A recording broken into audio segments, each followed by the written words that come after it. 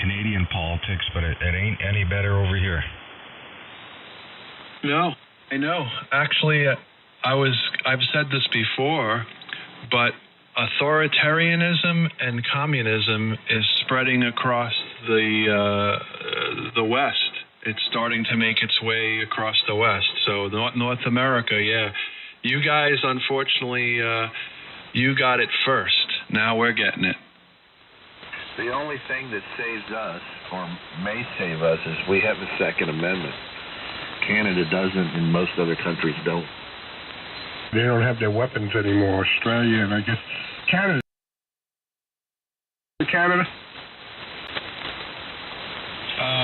I know he wanted to ban certain rifles, and I think he did. But the collecting, I don't think so, no. Yeah, collecting guns is always messy. Yeah, it could be very messy. Everybody should have at least 2 Mosin Gallants buried in the backyard just in case. You guys would stand up for that crap. We're gonna try. My father lives in the States. He's out west in Oregon, and he's got many guns, and he's a proud American. Yeah, he's not taking any BS for sure.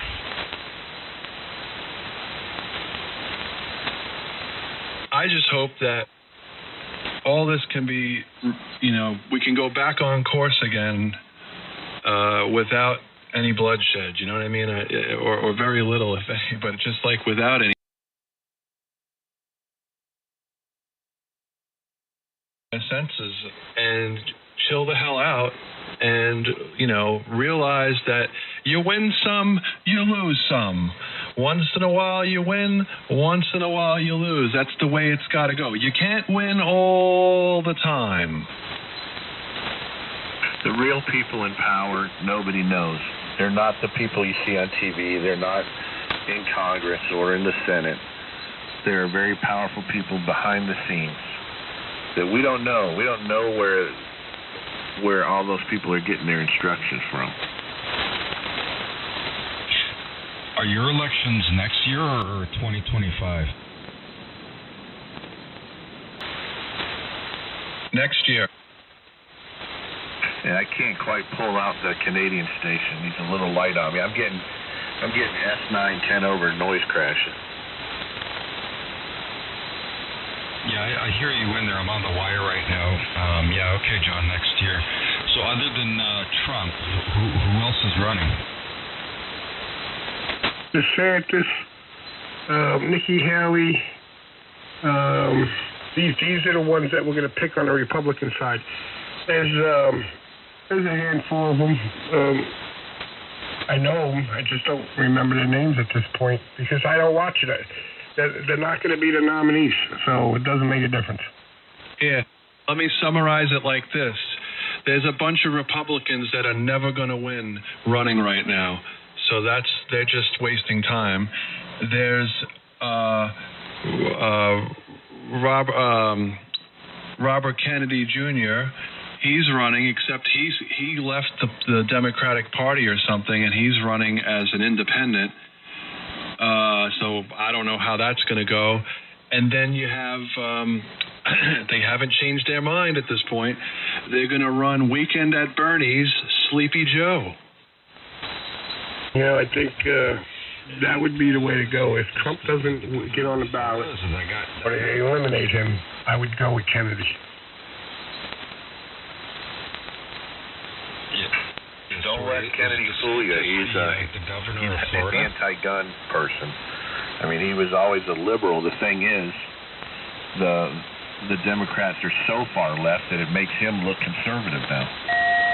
I know, but if we have to go that way, you know what I mean? Anything's better than something like Biden or Harris or Newsom, you know what I mean? I'd rather take Kennedy over that. At least Kennedy will sit down at the table and talk and negotiate. These other ones don't even want to talk. They want it their way or the highway, and it's not working like that. It can't work like that, you know? I'm going to be interested to watch where all the money goes, All the big money donors are going with Nikki Haley. The Koch brothers and their organization is going with Nikki Haley. She's the establishment Republican running. So I want to see how they maneuver stuff around so they can get her bumped up in the polls, because that's who the establishment wants. She's kind of a globalist, and of course she would be better than Sleepy Joe or a Democrat, but that's who the establishment Republicans want, and they're going to do everything they can to bump her up. I'm curious to see how that's going to work out. I think you're right on that. I think you're right. She was the governor here, and you know what? She is a dynamite foreign ambassador to the UN. She was dynamite at the UN. She was tough. The only problem I have with her is even today she is a dynamite foreign relations person, because when she's on the debate stage, all she's talking about is foreign relations and what's happening overseas. That is a big issue, but she doesn't talk more about what's happening here. And I'm a little disappointed in that. I mean, her best argument is that what she did for the UN as an ambassador to the UN, but she doesn't hit on any of the other topics the way she should. She's also the one that started with the statues getting torn down around here. Destroyed this country. Nikki Haley is a war hawk, and if you like war, then she's your candidate. And she is totally in bed with the military and industrial complex. That's why when you listen to her debate, it's always, we got to defend Israel. We got to get as many tanks and as missiles over there as possible. And that's what you're going to hear from a lot of those people that you saw on those debates a couple of weeks ago. These are all old-fashioned, regular order Republicans, and they vary to a degree here and there, but that's the thing. And the Democrats aren't better. That's the sad part. They're just not better. There's nothing there. They got nothing. The Democrats. They might as well, they just might as well give up. The reason we're in this mess is because Trump. What's going on, Frank? God damn it! I knew I should have done a better job. Hello, Dom. Hello, John, Dom. I don't know who else is in there, but good evening, Norway, too. Queen Fox. You should have waited a little while. I figured Art would be popping in by now. You could have got him. But as soon as you said Trump, I was like, that's right. I was about to say, what the hell? If Art was here, I would have stirred him up. I thought maybe I'd get John. The shock jock come out of nowhere. Anyway, I'm going to step outside for a minute, guys. Pick it on up with John over there. W40.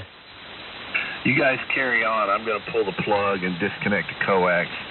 After the rains pass tomorrow, I might get back on the air. KF4OUH. See ya. All right, Brian. Have a good night. Don't be a stranger. We'll talk to you later. W40. I'll be right back, guys. All right, sounds good. 7-3, Brian. Have a good night. Good night, Brian. And what's going on, John? How are you, man? I'm okay. Just chilling out. We're chewing the rag, talking about politics, venting, I guess you could say. And then what's it all about? What's it all going to add up to? Nothing. Nothing at all. We could talk about this until we're purple, and nothing's going to change. My friend, no truer words expressed or spoken. Yeah, this is a shit show. It's the best way to describe it. Hey, a buddy of mine just texted me, asked me if I'm up something. He needs to talk to me about something, I'm sure. I'll be back in just a few minutes. Dom will be in here, I guess, back here shortly. Give me a few, and I'll be right back, John. All right, sounds good. I'm going to go get a refill of a coffee, and I'll be back. KC2QMA.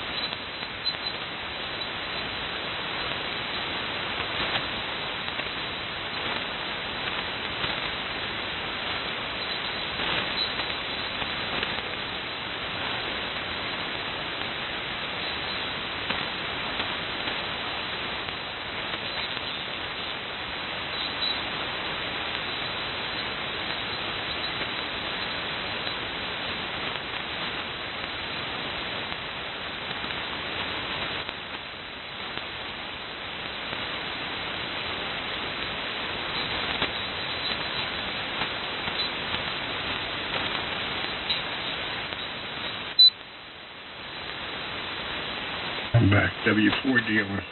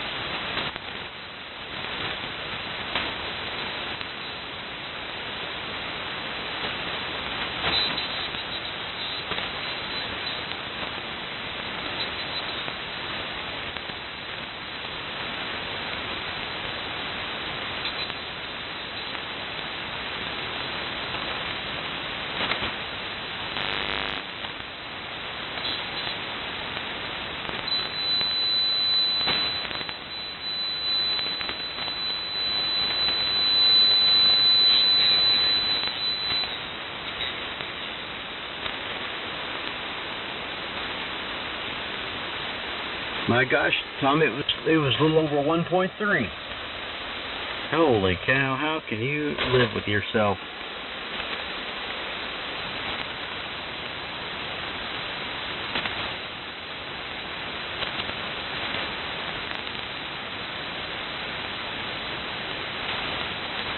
Just as the other night when it was raining.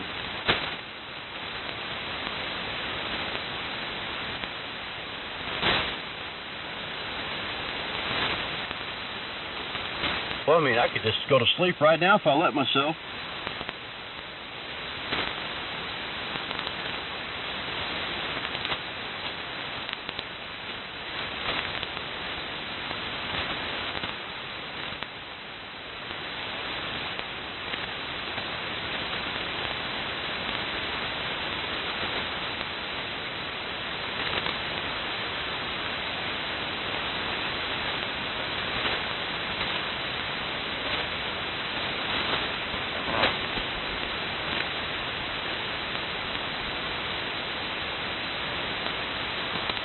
You guys got any Christmas parades going on over there? We've had them all over here. We got one tomorrow we're actually walking in. We had one here in town tonight, and Copper Bluff had one tonight. I think there's one, another town in the county tomorrow night.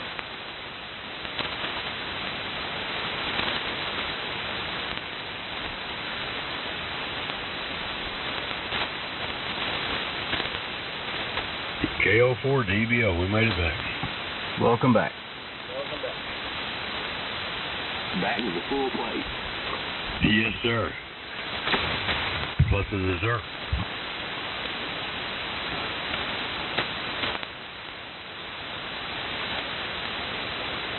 I think it's nicer leaving the salad bar or the food bar.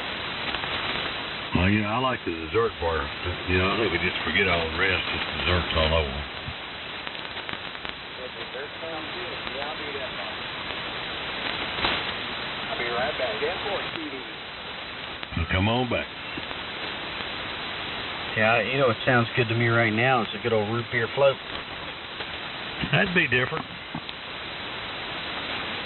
And we got some root beer up there, and I saw that earlier. I was thinking, man, I'm going to make a root beer float, but I'm trying to be a good boy, so I will refrain tonight. So what kind of whiskey you drinking? Having a little Eagle Rare 10-year. Okay. What in the world's that?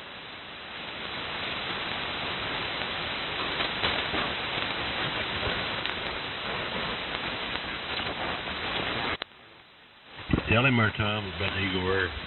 Now I'm going to send him a picture.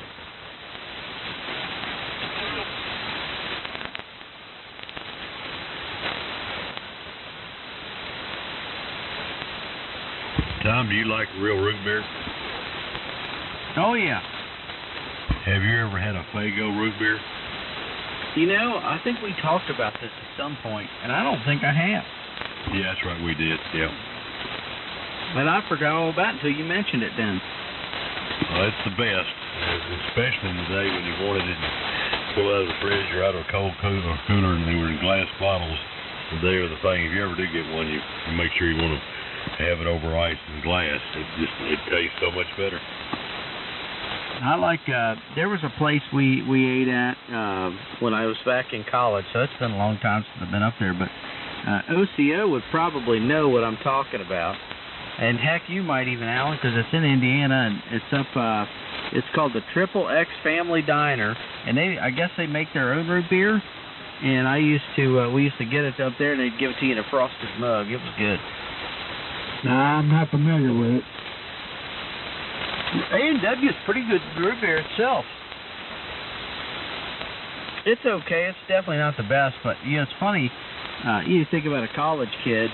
We went up to Purdue for an event, and they were handing out these little tickets. It was like fake money, but it was good at the Triton Family Diner.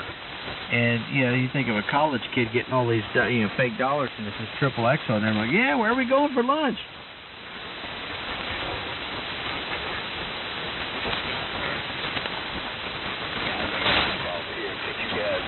Another night. Enjoy it.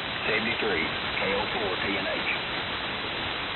All right, Mike. Good to hear you in there. Jump in here anytime you hear us. Yeah, glad to have you there, Mike. Sounding great there. So we'll hope you join us tomorrow night. KO4 DVL. 73. Mike, have a good evening. W9ATB. Thank you, guys. 73. Yeah, Jim, they had their own brand of root beer. It was really good, and they'd give it to you a draft. They had draft root beer, and they'd give it to you in a frosted, ice-cold mug. And then also, the first time I ever had a hamburger with peanut butter on it. Well, that would be different. I don't think I've ever had that either. But I am like the presentation that A&W was with a big frosted mug, and that was half their sale.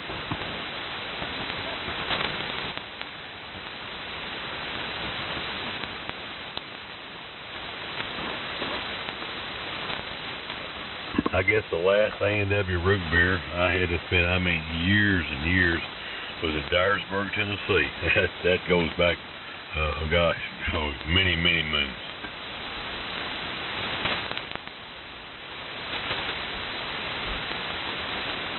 Well, the funny thing about that hamburger with the peanut butter on it, I guess one of the locals used to order it there, so they named it after him, and it's on their menu now. And I wasn't sure about it, but I tried it. It was different, but it was pretty good. I'll have to tell my wife about that. She likes peanut butter or different stuff. I'll have to tell her that. She's got a burger she does good. We call it her Ruthie burger. So I said, now you're going to have to try this. Well, and there's one a group. So this is years after the fact. There's some guys on YouTube. They have like a cooking channel, and they're called the Barbecue Pit Boys, and they do all kind of different cooking videos. They got one where they patty the burger with peanut butter and peanuts in it, and I thought, that's silly. I sent it to my dad, and he won't do hamburgers any other way now. That is pretty wild. Yeah. You never thought you'd get him to try anything like that, I'm sure. Yeah, I sent it to him thinking, man, that's all he does when he does patty burgers at home, or when he does the grill out down at camp. Because they're connected to the rich, the powerful, and get stock tips and become rich.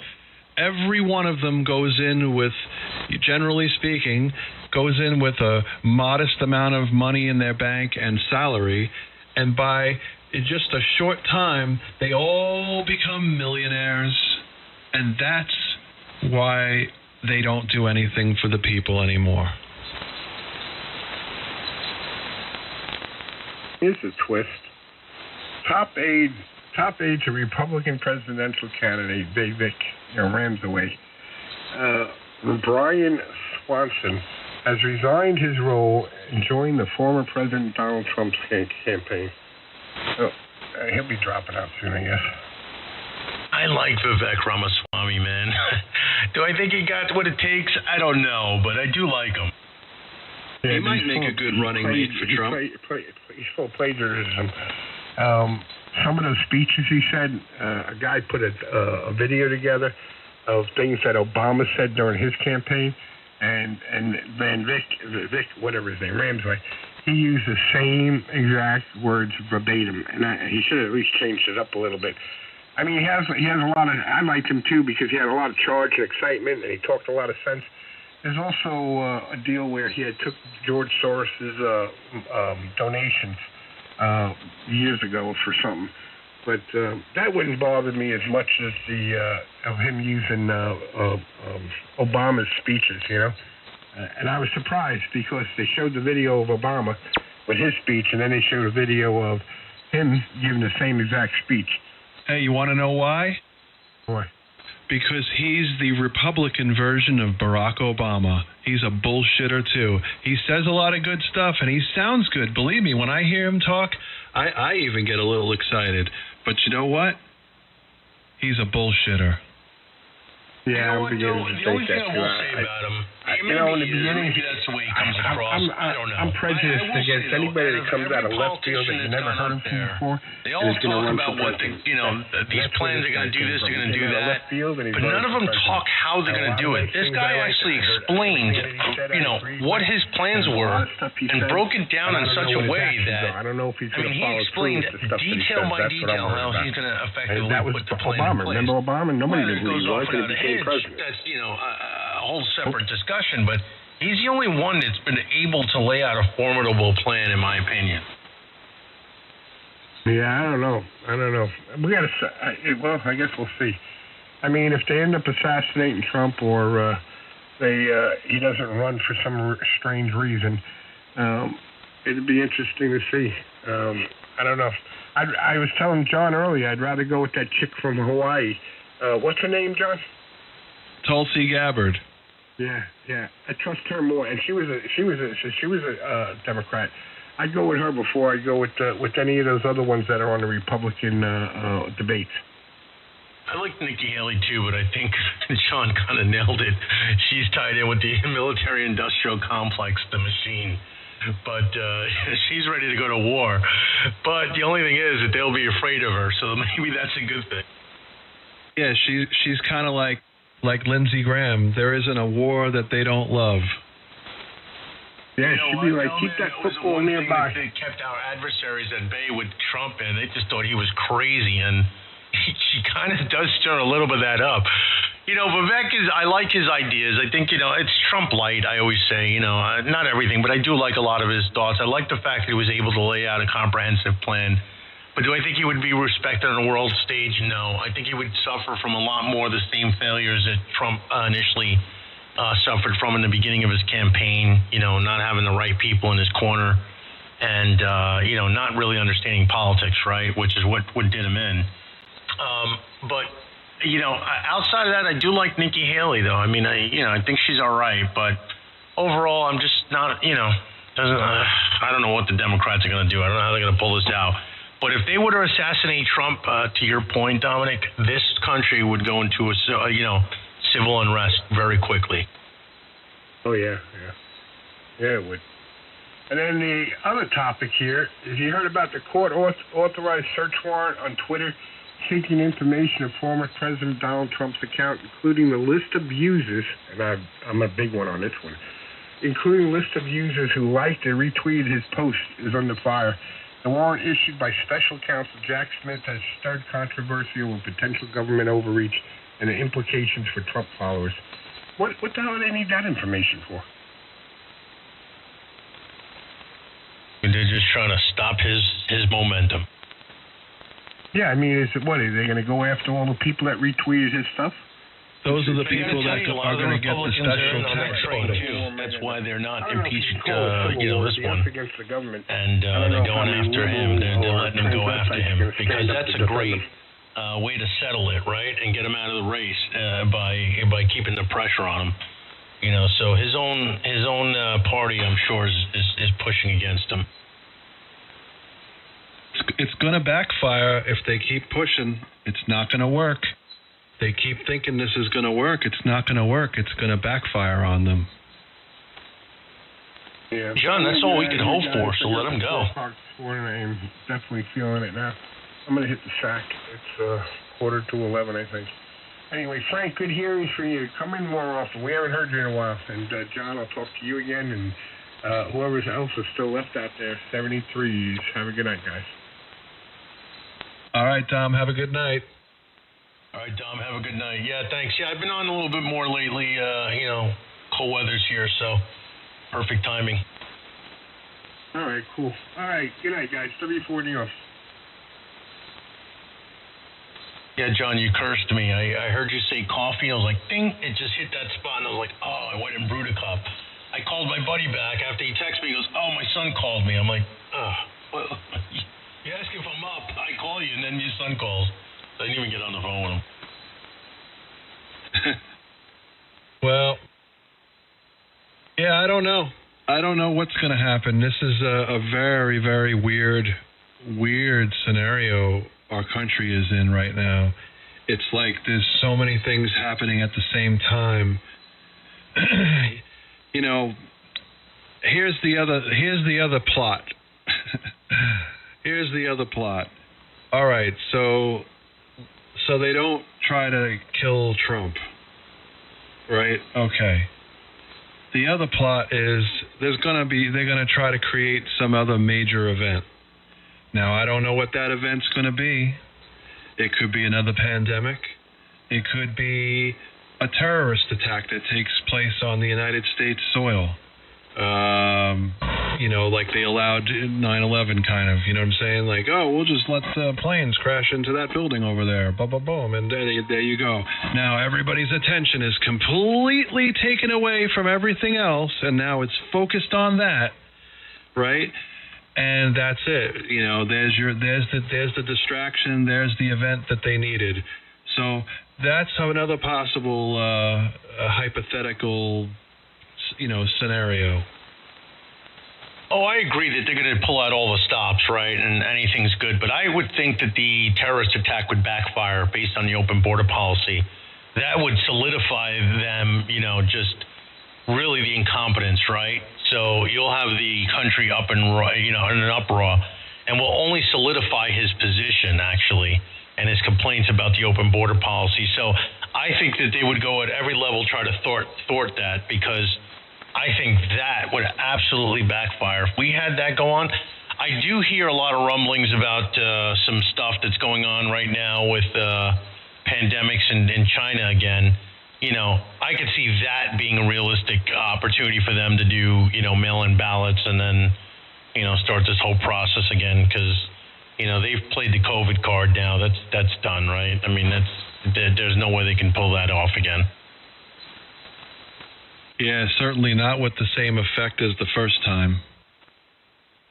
No, but they could pull another pandemic. I think that the terrorist thing would really backfire. If that exploded, they're going to do everything in their power to make sure that something like that doesn't go down.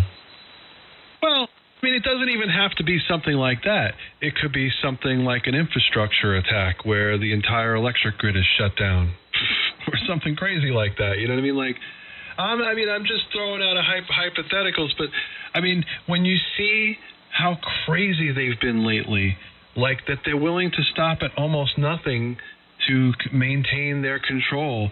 I would say, hey, anything's possible at this point. And to a point that you mentioned before, I'll say this. You know where I think Trump went wrong is when he started saying things like anti-war things, when he started saying, we got to bring our troops back home, we got to end these wars. When he started saying that was the red line. That was the thing that they were like, nope, can't have him around, because this guy, we got to have at least a president that wants to have some kind of war going around, because we got to keep our money going. But when he started saying things like, I want to end these wars and I want people to stop dying, remember he said that? They don't want to hear that shit at all. And that's why the Republicans some of them are a little soft on Trump, because they're in bed with the military-industrial complex too, and that's the problem. Yeah, the both parties are just totally in bed with the wrong elements against the people. Yeah, it's a warmongering machine that we are, man. But it's a big indicator. I was just having this conversation. I forget who the hell I was telling, my kids or somebody. It was real indicative that you could see how corrupt our policies and systems are, right? When we talk about, they talk about a lot of the COVID, that the Republicans and Donald Trump himself was really responsible for the high deficit we have today. And my argument was, listen, we were also faced with some crazy challenges, right? We were signing off on bills, relief bills. We had a pandemic going on. They shut everything down. That stuff costs money, right? So the one thing that we didn't take into account is that while he was doing that stimulus plan, he wrote a ridiculous stimulus plan. The amount was ridiculous. But do you remember the holdup was the fact that the Democrats wanted to insert some green energy programs into that funding relief? So it's just like it's so corrupt, right? Here we are trying to get people off, and they're worrying about green energy projects in the middle of a pandemic, right? Because they're using that opportunity to grab and seize money, right, for their causes, whatever that is, and kickbacks and all the other stuff. So it's just so broken, our system, my goodness. Well, yeah, you talk about the pandemic. I mean, think about it. Here they are going on TV and the news telling the American people, to stay in your house and lock yourself and wear a mask and all this crap. Meanwhile, those same politicians are investing in Pfizer and Moderna and making millions and millions of dollars off the pandemic. Check it out. Look it up. And that's the problem. You see, so they don't really give a shit about the people. They just wanted to use that as an opportunity to transfer the pandemic. A lot of people will use this phrase, but was the largest upward transfer of wealth in human history. They took advantage of that opportunity to pretty much rob the bank blind while we weren't looking. That's what they did. They took all the money and just gave it to the pharmaceutical companies, and I mean, it just went billions and billions and billions and billions of dollars. So, yeah. And I'll say one other thing about it. People call it the virus or the pandemic. I would just like to say it was a weapon, because all you got to do is use your brain, and you realize, think about this big, simple thing. Anybody who would go out of their way on purpose to take a virus and try to make it more dangerous specifically to human beings, that's a frickin' weapon. That's not an accident. That's not just we're playing games. That is bioweapon engineering. That's what that is. And that's what got loose. Hey, John, my phone just rang, buddy. Let me take this call. I have a feeling you're going to wind up bailing, but if anything, I'll talk to you tomorrow. I have a feeling I'm going to be on here for a few, and you may not be on. All right, no problem. You have a good evening. 7-3. All right, John, 7-3. Hey, Mark. Sorry.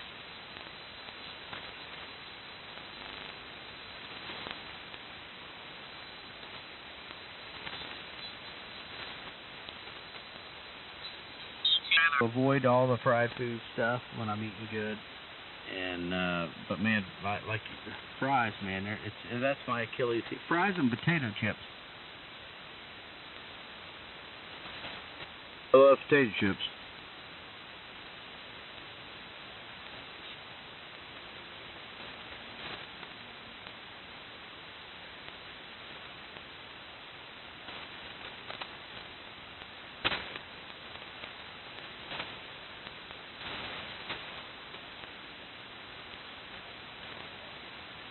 Yeah, I like potato chips. Do you like salt and vinegar potato chips?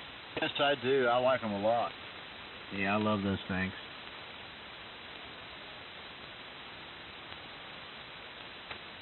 Have you ever heard of Utz, UTZ, the brand Utz chips? I don't think so. Yeah, I don't know if it was an East Coast thing or what, but we used to only be able to get them when I'd go visit my uncle out in Virginia on the coast. But they have, and now they're selling them locally here at Kroger, but they got one flavor, Utz does, called a crab chip, and they're seasoned with Old Bay seasoning.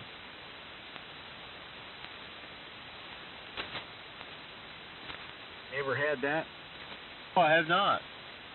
Yeah, that's a seasoning that's popular on crabs and like shrimp and seafood and stuff, and it's really good stuff, man. And I really love those chips too. Well, I'm trying to look it up. What'd you say it was called? Macy's?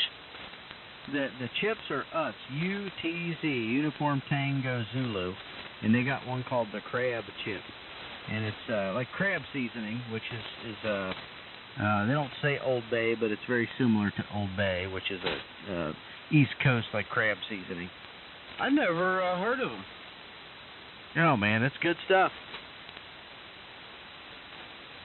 You know something I don't care for is those cruncher chips. They're too hard. Oh, like kettle chips? Yeah, I mean I like the flavor's not a problem. I love the flavor. The flavor is spectacular, but I don't care for them. They're how hard they are. I tell you another chip that's good, which it's a Cincinnati thing, are Grippos. They got a barbecue flavored chip, man. It's stellar.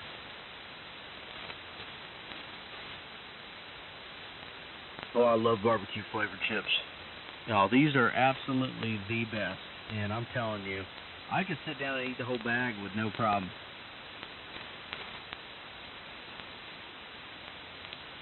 That's why I don't ever buy them. You like Pringles? Yeah, they're not bad. They're different, but yeah, I like them. Yeah, I like them too. They're kind of, and when it comes to flavor, they're kind of plain, really. They are a little bit.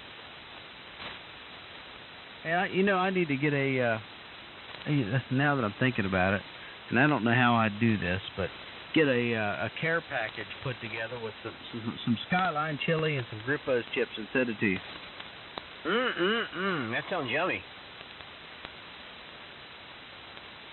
I'm still angry you guys didn't stop at the Skyline chili when you came through here. We're eventually going to make that trip. Well, you better.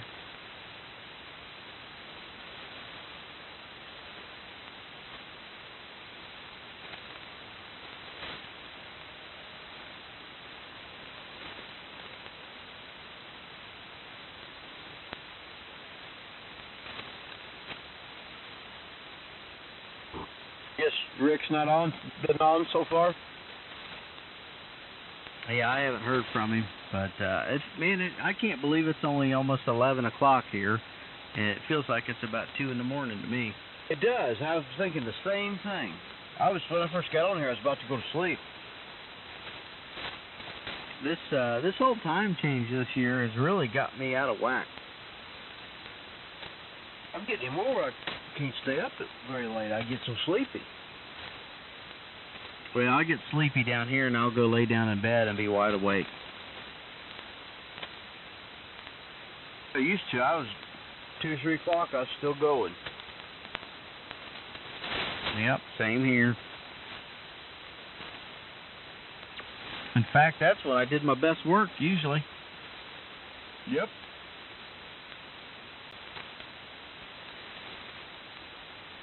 I still believe that you can train your body if, especially, when you're older it might be hard to, when you're younger to not need as much sleep.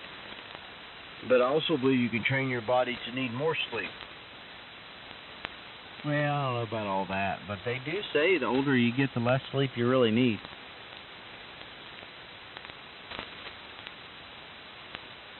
I mean, you can get to where you don't sleep as much and you don't really need as much. But then if you start getting to a point in your life where you can sleep in late every day, sleep every, you know, all like that all the time, you get to where you need more. Well, I think you get to where you're just sluggish, and you don't necessarily need more. You just feel sluggish all the time. And I get where, what I'll do is I'll go like a week or so where I might only get an hour of sleep a night on average. Some nights I might not even sleep, and it's like, I get a couple hours here, a couple hours there, and you know, for a week I might only have 5 or 6 or 8 hours of sleep for the whole week. And then the next day, something will hit, and I'll just crash, and I sleep for 14 hours. I start saying, don't that wear on you? Oh, yeah, it's bad. I get to where I can almost go to sleep standing up.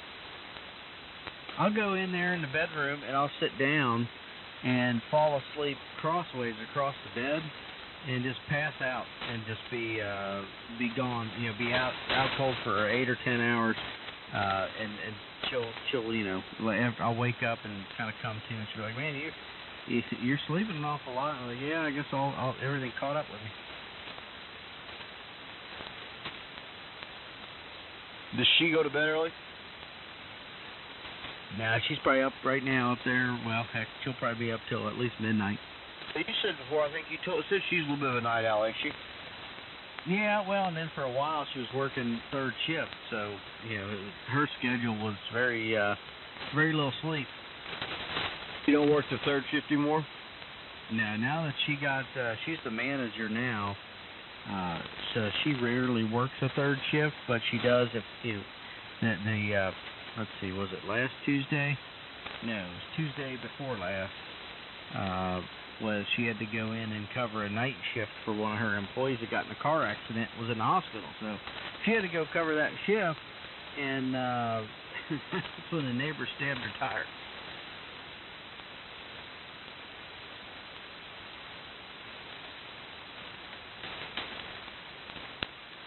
She liked the job pretty good? Oh, yeah, she likes it. And you know what? It's a cool place to work. It's just it seems like the attitudes are different. Being a faith-centered organization, the attitudes are different. And there's some little stuff here and there that it's kind of negative, but overall, they treat the employees pretty well.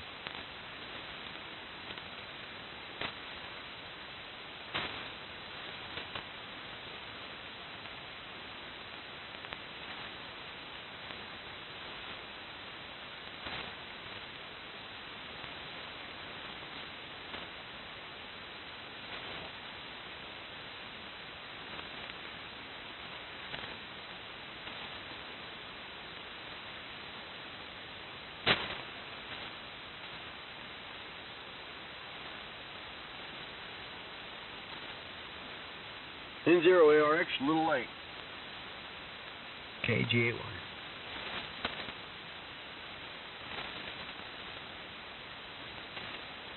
You don't have to work this weekend, do you? Nah, I do a couple things a little bit ago, but most of the stuff I got scheduled to go out, and it's kind of an automation deal, so it's all good.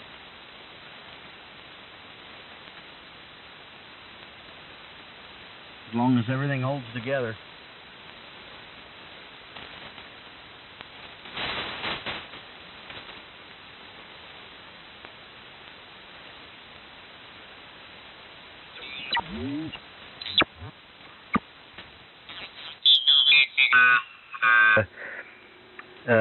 What you call it there, freewheelers. And as always, we'll say 73s to everybody. And with that, Katie. Done away with that, and I have the two sides, so ground's kind of in the middle, and so I'm thinking about what can I do, and then it dawns on me it's actually a simple solution because I had multiple transistors or FETs in there. I'm like, okay, I can cascade them and do this whole thing, but what I want to do at the mic connector is I want to ground a line. That's what I intend to do. But ground to my relay circuit doesn't really mean anything. But I figured out a way to use that to my advantage and be able to just use a standard N-channel FET, like a 2N7000. Because my ground to that circuit is actually like mid-rail. It's going to be like 5 volts, which is plenty to turn on that FET. So a problem that I thought I had actually turned into the solution. So I got a few more things to just clean up on it, and then of course build it and test it. But that was kind of neat. I worked on that today. Cam4XG, W1NJC. Yeah, W1NJC, Cam4XG. Yeah, that's interesting. Yeah, that's what happens when you start getting all these different reference points. I used to hate that back in the TV business on the service bench, because you started building TVs with floating grounds, you know, and floating power supplies and optically coupled feedback loops and things like that. And there were so many different feedback loops. You know, it's all for X-ray safety, and there were a couple of different mechanisms that that were built in to make sure that nothing froggy happened with the high voltage supply, and they relied upon the difference in potential between the different grounds. It would sense any current flow between the two grounds, and then trip all these different cutoffs and stuff. And it was like, okay, reference to what? You always have to ask, well, reference to this, reference to that. I get the same confusion sometimes when I'm looking at just ordinary circuits, ordinary push-pull, like you say, a voltage doubler. There's a couple of different scenarios like that. But I'm partially dyslexic anyway. Well, you're right, man. There's a lot of stuff I could do with this thing. But yeah, I'm pretty much, I don't know, I'll have to think about it a little more maybe, but I really want to take this step start board out of here. There's a couple other things I need to do too. One of the mods that hasn't been done here in this amp yet is the relay quieting modification. There's a way to isolate the relay so that it doesn't trip your box circuit. I mean, they can be pretty loud. This was not.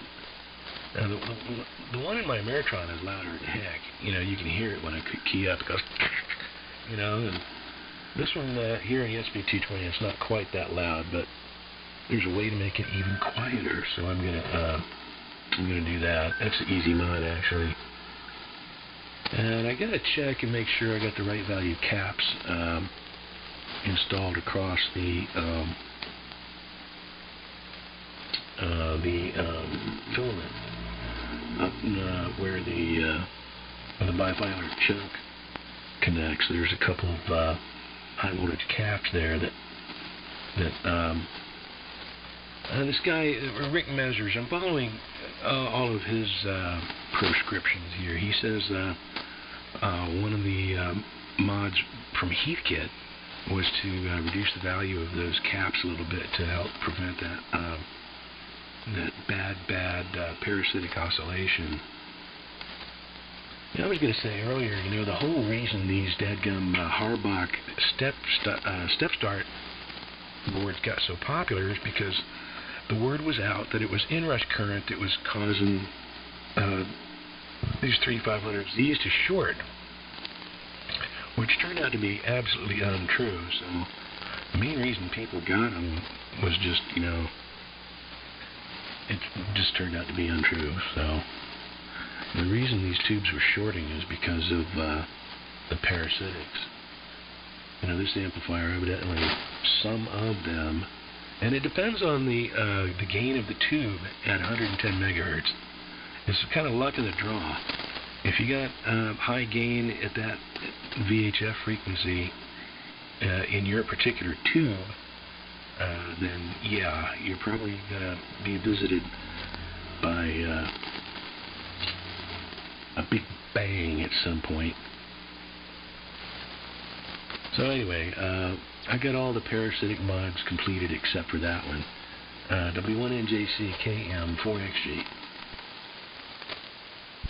Yeah, alright. I'd have to dig into that. I didn't change any capacitors for that purpose. Maybe I didn't change any at all now that I think about it. There were a few things. Oh, I added some Series R on the plate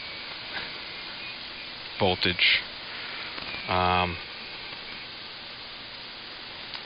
That probably isn't necessary. It's one of those things like if something goes wrong, to limit the current, maybe blow the resistor. What would really happen, I don't know. That's kind of a little bit of hocus pocus there. I mean not really, it's scientific behind it, but what will actually happen in the case of some sort of fault? Will it actually help? Yeah, maybe not, but it's not going to hurt anything either. So I did that too. It seems like a good idea. Why wouldn't you? I mean, I guess you could put a fuse there too, I suppose. Fast acting job. Some people will say, oh, by the time that goes, the damage is done. That may be. I don't know. I don't know enough about it, but okay. Even still, it might be nice to open that circuit before something else goes wrong. I mean, if there's a short and it hangs out for long enough, it's going to start hurting other things. So, I don't know. All these things that you can do, if you look hard enough, you'll find somebody that will claim they had something happen and that you should protect against it. I don't know. I mean, if I got to replace something, then I guess that's what you do. I don't want to have to buy those tubes. They're not that cheap, but they are available. So, figure anything that might protect them. But, yeah. Well, I'm excited for you to throw the main knife switch on that thing and turn it on. And, have everything be operational. That's interesting with the circuits you were describing there, everything, all these isolated power supplies and interactions between them. Yeah, that gets a little tricky. Sometimes in a lot of circuits you sort of take for granted ground, because you can. Most things you can. You sort of have this common potential that everything can be referenced to without any problem. But once you start deviating from that and you have a situation where you're trying to reference something to some mid-rail or whatever, or like you said, isolated power supply altogether, now you have to think about it a little differently. Of course, that opens up a lot of possibilities, negative supplies and all this stuff.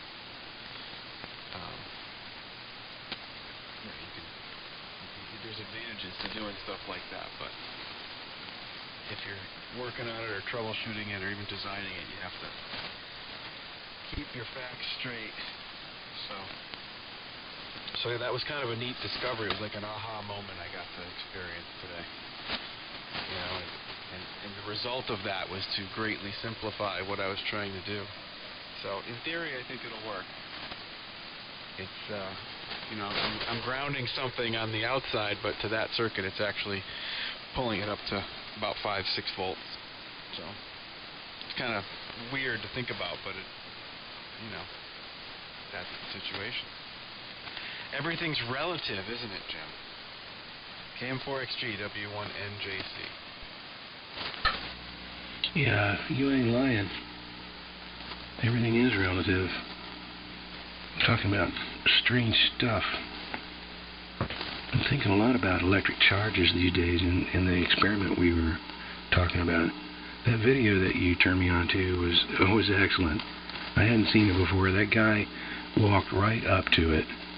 He walked right up to it. Well, does that mean the planet is expanding? No. And I was like, oh, damn.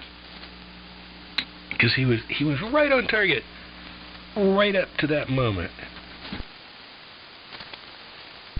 Yeah, I wanted to know what you thought about that, because he didn't just say no and then move on, at least not at that part of the video. He went on to show that formula there and described, you know, something that I was hoping perhaps you had a better understanding of than me, but basically indicating that, you know, your location doesn't have to change in that instant.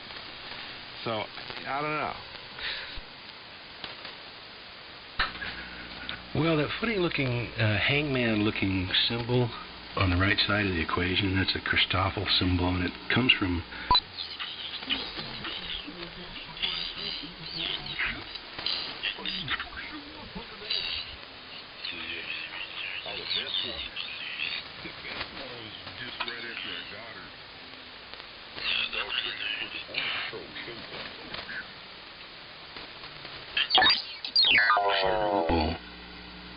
in those terms.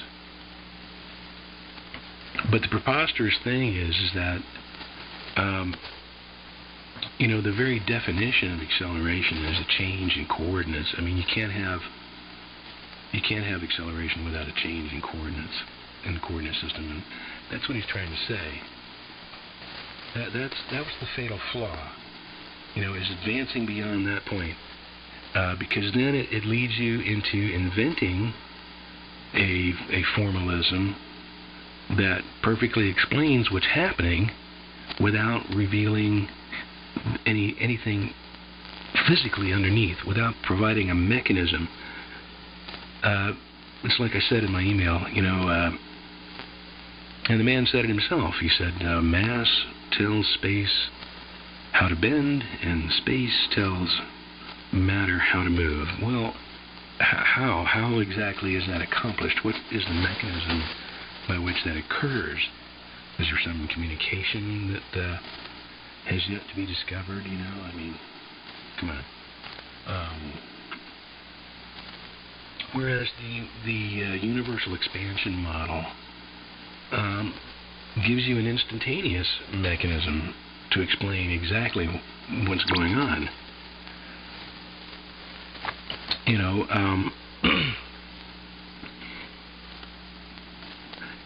it's not as if the formalism is at fault. What's at fault is the conceptual basis for it. You know, I mean, from the very beginning, you know, the whole principle of equivalence, the idea that you can't perform any experiment of any kind to distinguish between those two, you know, I believe in absolutely. And so did Einstein, by the way. He didn't prove it, he just announced it. He said, there it is. Take it as a given. They are one and the same. And he could have eliminated one or the other, but he had to keep both, and it's because of human bias. It's human bias. Anyone, if you tell them, well, the Earth's blowing up like a big balloon, that's why we're sticking to the surface, they go, nah, get out of here. Because anyone can see, obviously, that's not happening. I can see it with my own eyes. Why, if it was blowing up like a balloon, I would feel that. I have to laugh. Oh, so there you go. And, yeah, none of the laws of physics would change if that were true. None. But it might lead to some new insight. That's the whole deal.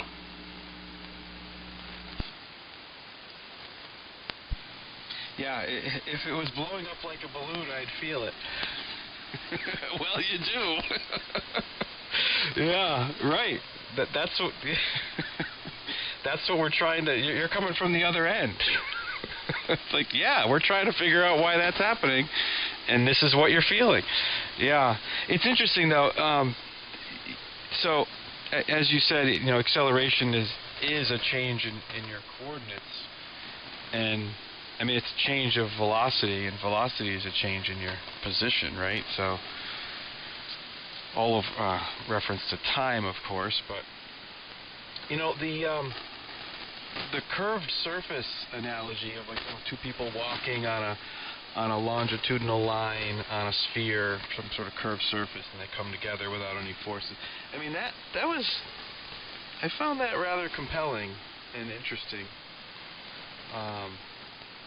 You know, it may not apply the same way, but it kind of reminded me that, you know, like in your circuit, when you have all these different grounds that you're dealing with, you know, you have different situations where, you know, your perceived result of what's going on from your perspective is different. You know, I actually found this video, no, the other way around. I was looking for this video. I searched up equivalence principle and gravity and stuff like that. But another one of this, I watched a few of this guy's, Veritasium, but another one of his had nothing to do with quantum physics, but it was an SAT question that everybody got wrong because the question itself, you had multiple correct answers, and none of them were the options.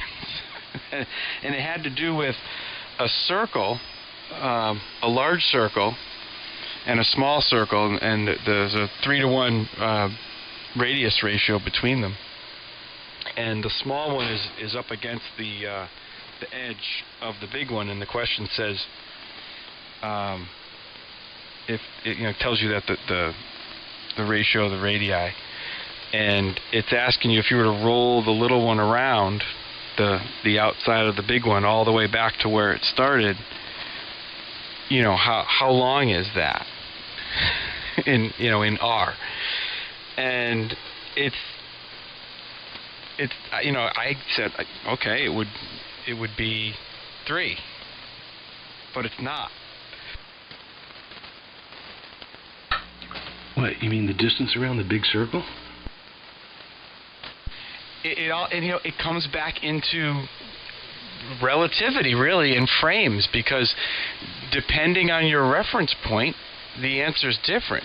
If your reference point is looking at it from a outside of either of the two frames that the circles exist in, then the answer is 4. It's actually 4 because it's like a revolution is happening at the same time as your rotation, kind of like the Earth around the Sun. So there's another one that you have to do. He explains it well in the video. I'm not explaining it very well right now, but what was mind-blowing to me is he said, okay, well, he actually had circles cut out, and he had a piece of ribbon. He went around the big one and then cut it and then laid it out flat on the desk and rolled the little one along that line, and it was 3. But then when he rolls it around the big one on the table, it ends up being 4. It was fascinating. Yeah, Roger. Yeah, I get it. Yeah, well, you know, you're right. It's all about your perspective, and everything's relative, just like you said. Yeah, and then taking it a step further, he shows the experiment from the perspective of each of the centers of each circle. And that's different still. It ends up being 1 if you do that. Oh, that's interesting. Yeah, so it kind of did come back to all this relativity stuff because, well, wait a minute, you know, this stuff matters. So bringing that full circle, this change in coordinates that we're saying has to occur, right? Because that's what acceleration is. Perhaps it's apt to ask the question of that change in coordinates from whose perspective, because there might be a different answer. Well, exactly. That's why there has to be some way of quantifying, characterizing an absolute frame of reference, maybe an inertial frame, and in reference to some inertial frame. Let's say the center of the Earth.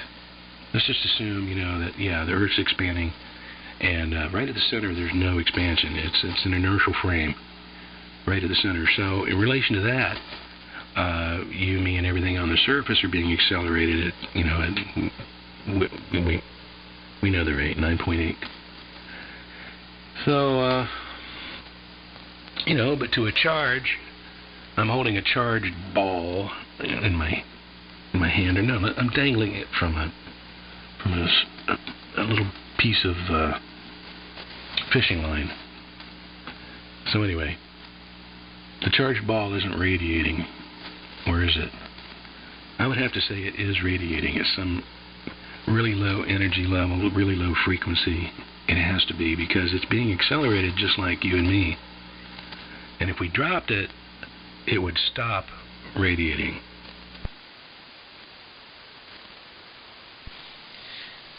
Yeah, and I think we have to establish that unlike just raw position and things like that, your coordinates, that can be different from a different frame. This, if there's energy being radiated, we have to agree that it can't be radiating and not radiating at the same time, depending on your reference. Right? We have to say that that's not possible. We allow those things because it's just a perception of what something looks like, but this is a step beyond that. There's actually energy being dispersed, and there's no situation where that can be dependent on your position. So if that's true, and I think it is, then that has to be correct. Well, exactly, and that's another reason for defining some absolute reference frame related to inertial action, because any object, any charge that's experiencing a force and being accelerated, suffering a change in velocity, is going to radiate, and every observer everywhere is going to detect that radiation. Maybe not the same frequency, maybe not at the same time, but certainly every observer everywhere will be able to see that radiation. So you have an absolute measure, a way to say absolutely for certain that a charge is being accelerated or not, and then a way of also of measuring the energy required to make that happen. But if it's in an inertial frame, it should not emit any energy at all. I mean, except for, everything that has a temperature radiates, at some frequency. It's actually a frequency band. So there's that to take into consideration too, to muddy the water a little bit.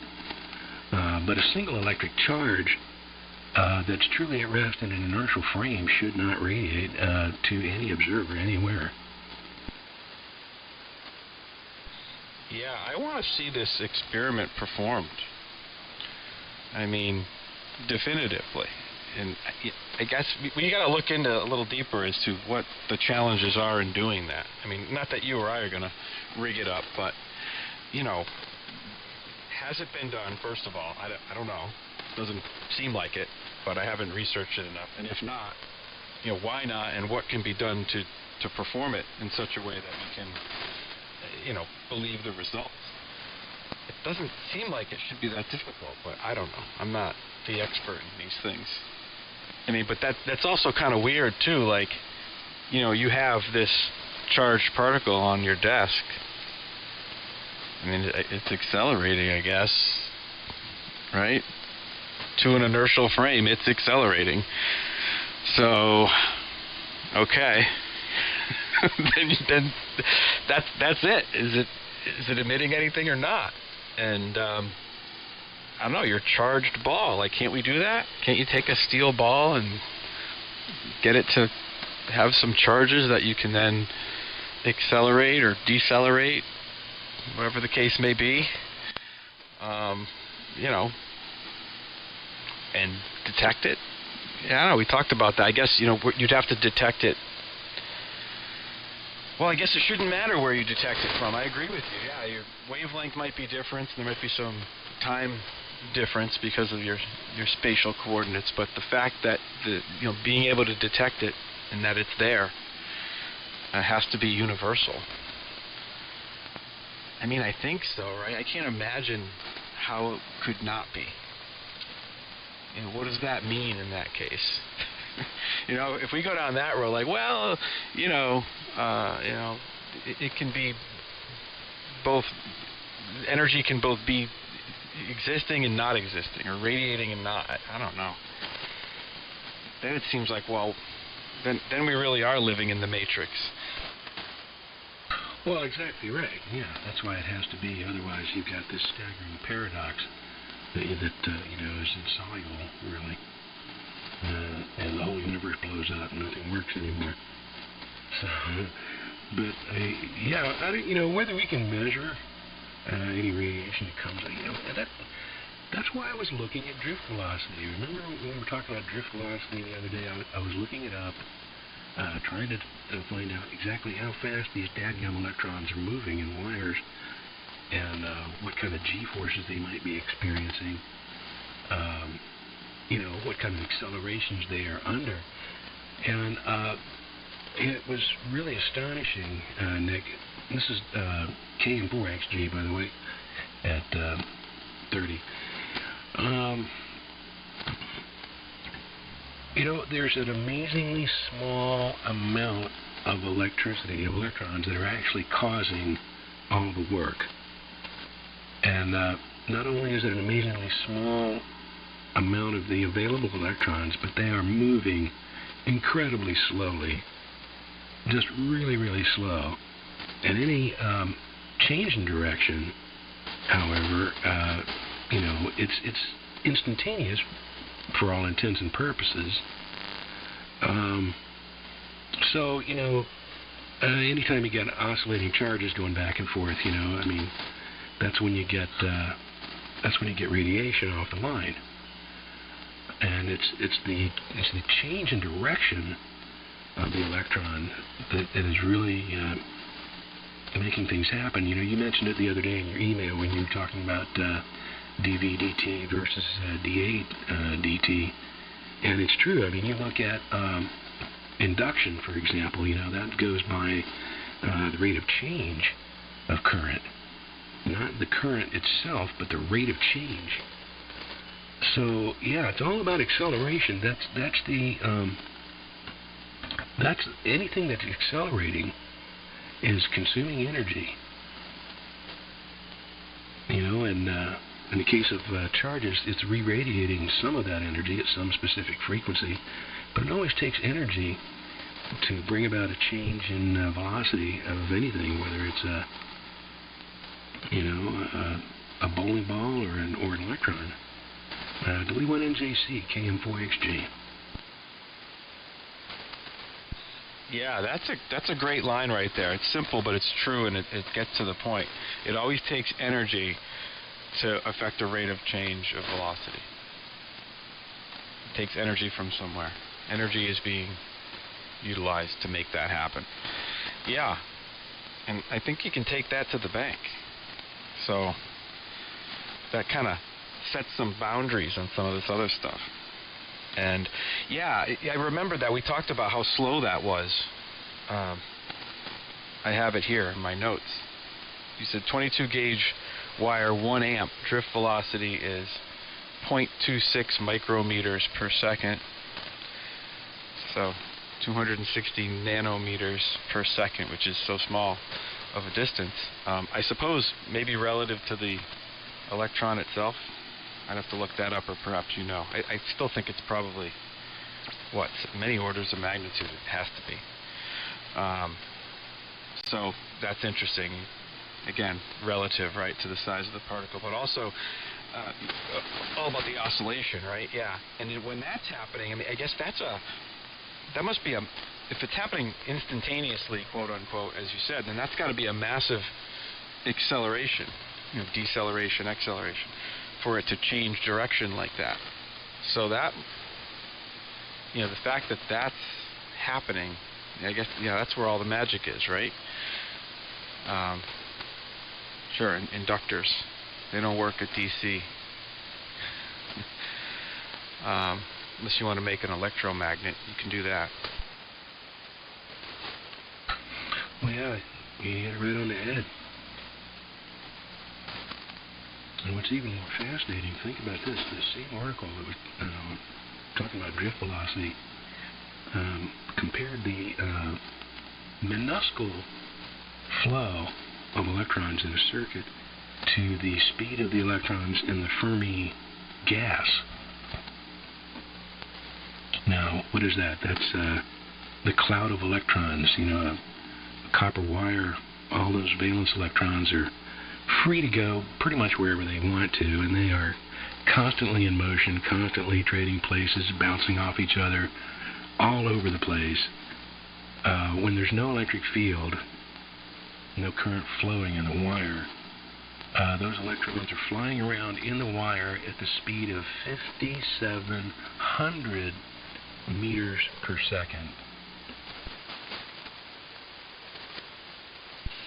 Oh, interesting. That's curious. So in their own little neighborhood, they're bouncing all around at extreme velocities, certainly compared to that drift velocity. So it's kind of like your drift velocity, you're sort of probably moving that whole thing. Like I'm picturing it like, and perhaps this is not right, but I guess it's the best we can do, this sort of cloud, if you will. You know, this ball, even though it's so small, where all the stuff, they're just bouncing around in there, all these electrons, but you're sliding that whole ball maybe. Although it's probably wrong. I don't know how, they're probably not isolated like that. They're not quantized. So that ball is just the continuous length of the conductor, I guess. And you're shifting the whole thing maybe. Yeah. No, that's neat. That's really neat.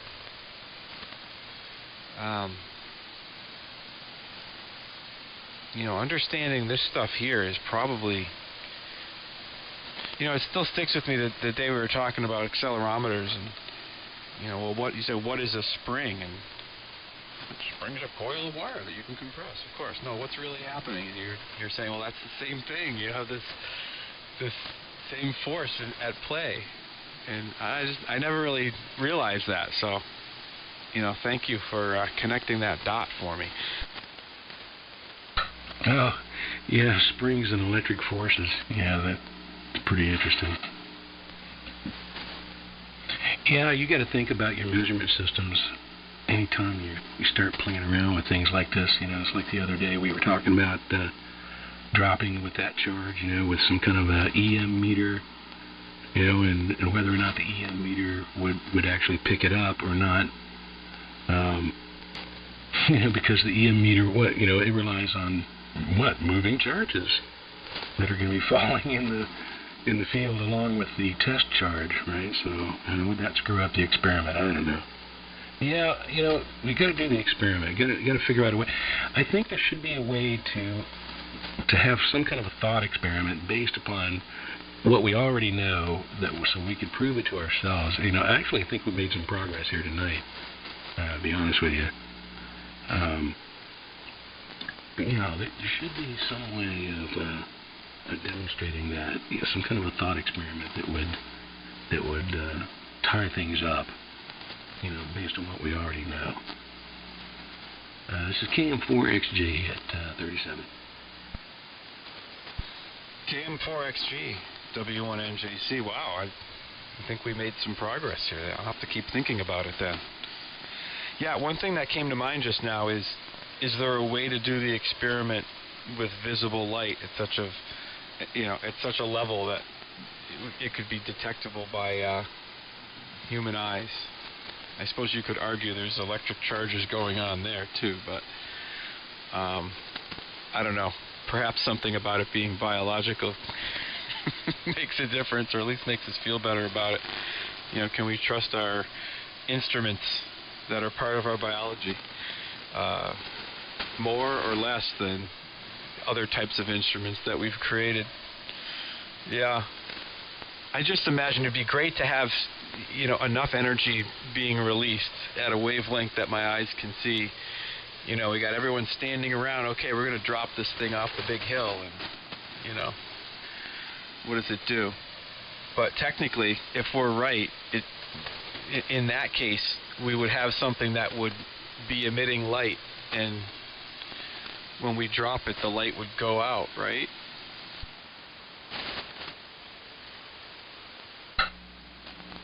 I'm trying to picture that. Well, I mean, if the supposition is that everything's accelerating when it's at rest on Earth, that would include this charged ball that we can hopefully create, even if only in our minds. And if the thought is, well, it's accelerating, so therefore it should be emitting its light, then when it gets dropped, it's in an inertial frame and would no longer be accelerating, and therefore would not be radiating, right? Yeah, that's the, what do they call that? The hypothesis. Right, so in that case, if we were able to create, this charged ball that was, we could detect either with our biological equipment or our electronic equipment, if everything worked the way we want it to, if we could trust the equipment, hypothesis is that the light would go out when it was dropped, and that it should be emitting its light all the time.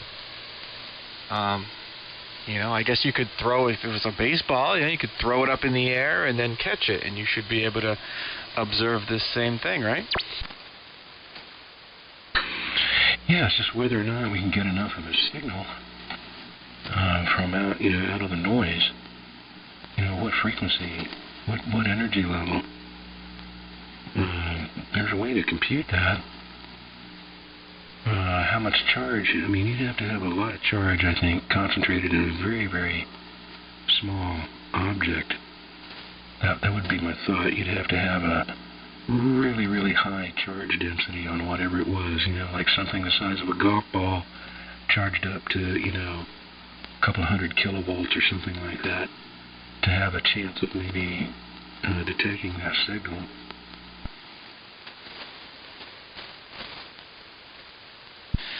Yeah, no, I know. It'd be interesting to find out what that is. And, you've got me thinking. You said, is there a thought experiment that can help bring this around? And I don't know. I mean, maybe there is. You kind of thinking about your spring.